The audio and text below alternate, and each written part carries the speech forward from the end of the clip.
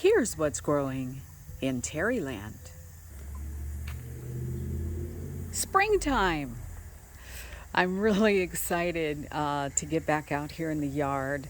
I'm just not one for cold weather, so when it's cold, I'm not out here so much. But once it starts warming up, that's my time to get back out here and start playing in the dirt. So let me just show you what survived over the winter, and then I'll share with you what my plans are for the upcoming season. So here we go. Of course, the cactus is going to survive, so this cactus did pretty well. No complaints there. This is some old vincas that just kind of, got kind of spindly. And when vincas are ready to start coming out again, I'll replant them here in this pot. Little bougainvillea there that survived.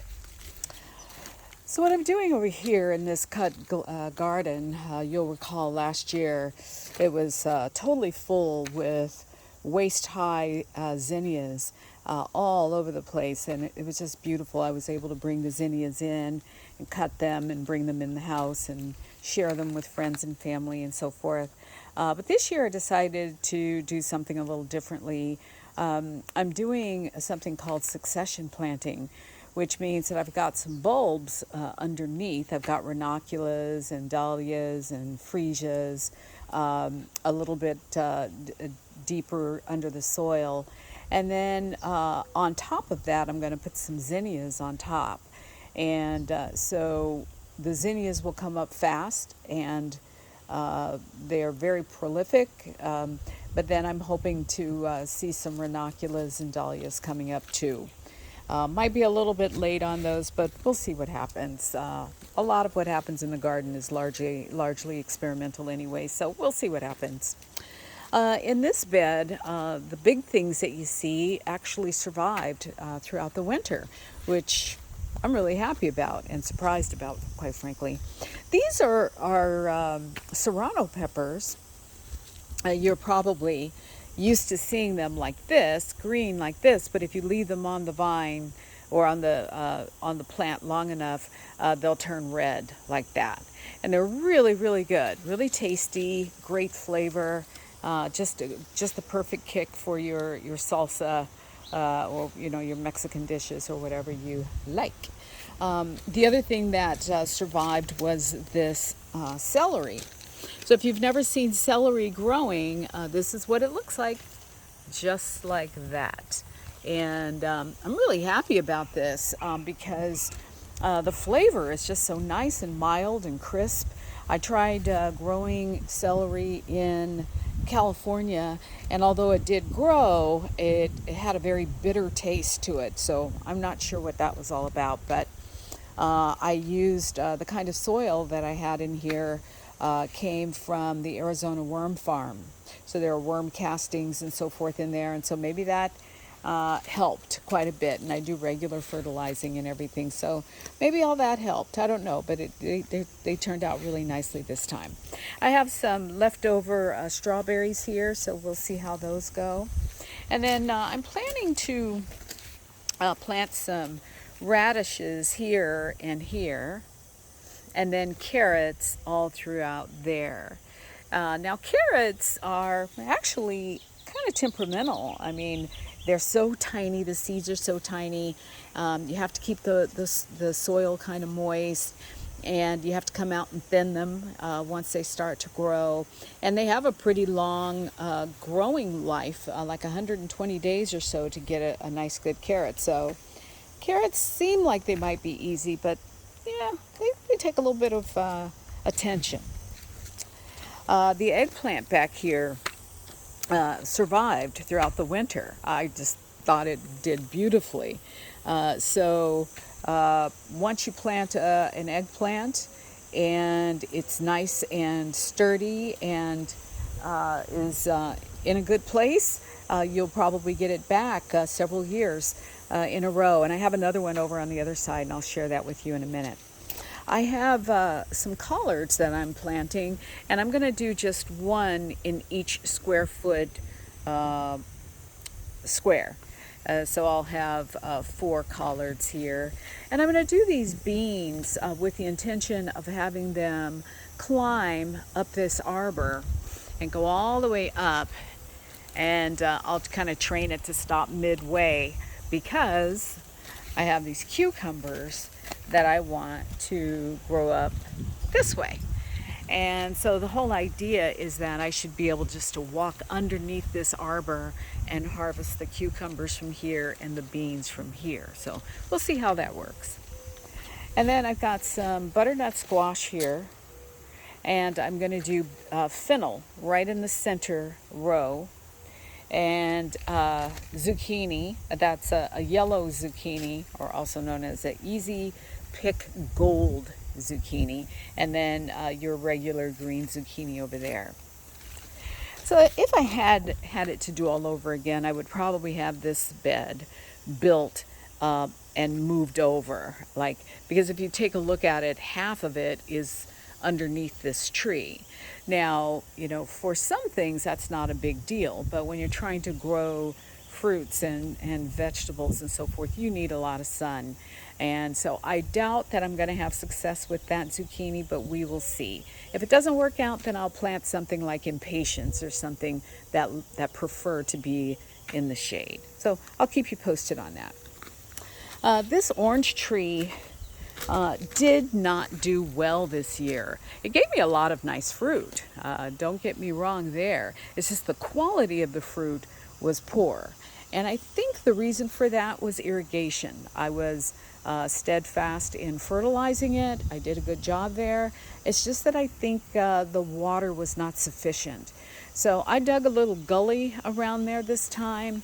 And that way I can see how much water I'm watering, how much water it's getting. And we'll see if I step up the water this year, if this makes a difference, because nothing else has changed. 2 years prior, we had really good fruit, but this time it just did not do very well. So I don't know. The only thing I can think of is water. So over here, I'm doing brassicas. And in this case, I have broccolini that I'm growing in here. And for the purposes of companion planting, I'm doing some chamomile on either side. And then I'll probably put some marigolds in there too.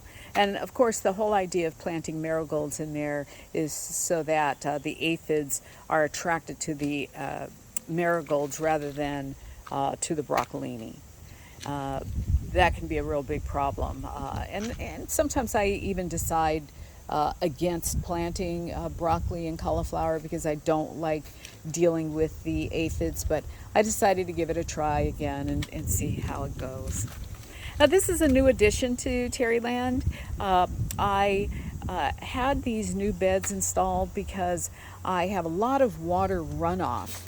When I water in these top beds, these are called elevated beds, and the other ones over there are raised beds. These elevated beds, when I water, I have a ton of runoff.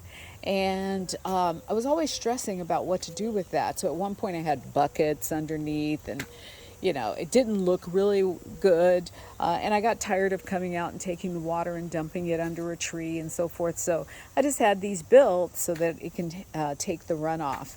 And I don't really need to specifically water here because the water just runs off. So I will be planting some garlic and onions down there.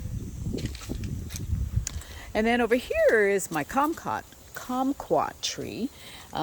This is the best yield I've had so far, and they're super tasty. You don't even need to peel them. Actually, I have some of these every morning when I come out. I take 2 or 3, just kind of wipe them off and pop them in my mouth, and they're really, really good. So I'm really pleased with that. Over here, this is another thing that survived over the winter. It's a beautiful red bell pepper. There's a little new one coming in, another one back here. And you can see, the wear and tear that these guys have endured throughout the winter. So they're looking a little peaked and drawn. So they just need to be revived and, you know, some good solid irrigation, some good fertilizing done here, and that'll bring them back to life. But I'm just really pleased that they made it throughout the winter. I've got some Swiss chard over here, and I'm not really sure what I'm going to plant in the middle there, so I'll just kind of leave that open for now. I have a rabbit that got in the backyard, and we can't get rid of him. He's back here hiding around here somewhere. But until I can get rid of him, the things that are in his reach, I'm going to keep covered with these cloches, and that will keep him out. So that's a basil, and then here I have an oregano. And then I had these potatoes, the red potato and a golden or yellow or Yukon gold potato that I'll plant down here. A little baby rosemary there with a volunteer basil. And then over here I have my my purple and a regular curly kale, again in cloches because of the rabbit. And then everything you see here all survived over the winter. I mean, they look pretty rough because they've been through some rough times, but they made it. So some nice, beautiful orange bell peppers. These are the Ichabod eggplant, and they'll probably get about 4 times this size. But again, they survived. So happy and proud about that. And these are some nice mild peppers. You can just literally just eat them right here. Just pull it off and eat it. And it's so nice and mild and good. That's a real pretty one there. And this is some oregano that just took over. You can see how lush and dense it is. It's really pretty. You could use it as a ground cover, I suppose. But I am going to have to take some of it out because it's going to choke everything out if I don't. But for right now, it's really pretty. Got some lemon balm in here too. So really happy about the fact that this stuff survived. And then over here, some hyacinth that is all done, but just really happy that they made it. I planted those last year. It came up.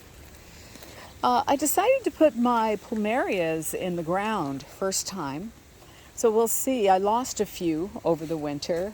Decided to try and see what would happen if I didn't put them in the garage or against the under the patio as we were supposed to do. So I gambled and I lost. So I lost a few of them, but these are the survivors. There's a little strawberry. Not having huge success with strawberries. I do get some, but they're very tiny. So I think that's something I'll try to work on this year, is trying to figure out how to grow a strawberry. This is another orange tree, and I had the exact same experience with this one as I did the other. The only thing I can think of, like I said, is water. So I think I need to improve or increase the water and continue on with the fertilizing as I have been. Over here we've got this Thai pepper, which was really huge, but it was very weak looking. So I just kind of pruned it down and it'll come right back. Put a little basil there right next to it. Again, this is another survivor. More bell peppers. This is a red one. Then some green onions in there, and some parsley, a little cilantro. And this lettuce is just doing wonderfully over here. It loves it in this section. So I can come out here and just grab some of this off for dinner or lunch. And they're ready to go, and they will come back. So if you should be cutting from the center. Take from the outside, but also go ahead and take the middle part too. But just don't cut down too far, so you'll give it room to sort of replenish itself. But everything over here is very happy. We've got these are jalapenos, and they're all done. As you can see here, they need to be taken off. Most of these are all done. But there are some that are still in really good shape, and I was able to give away a whole lot of them this year. That's really the joy of gardening for me, is not only having, some nice fresh things that you bring in the house that you've grown yourself, and you control what pesticides, if any, go on there. And for me, I have a 100% organic garden. I don't put any pesticides on anything that I'm growing unless I use like a neem oil or something like that, but no pesticides whatsoever. But this is something that is nice because you can control it. The other thing too is giving it away. And, what good is it if you can't share it with your friends and your family? So I enjoy gardening because of, what it gives to me, but also how it helps other people. And I hope it helps to inspire you to start or continue your garden too. So, as I always say, whatever you do, keep growing. Stay tuned, and I'll keep you updated with what I'm planning to do next. Would love to see your pictures and hear your stories about your garden as well. Well, take care, and until next time, keep growing. So long for now.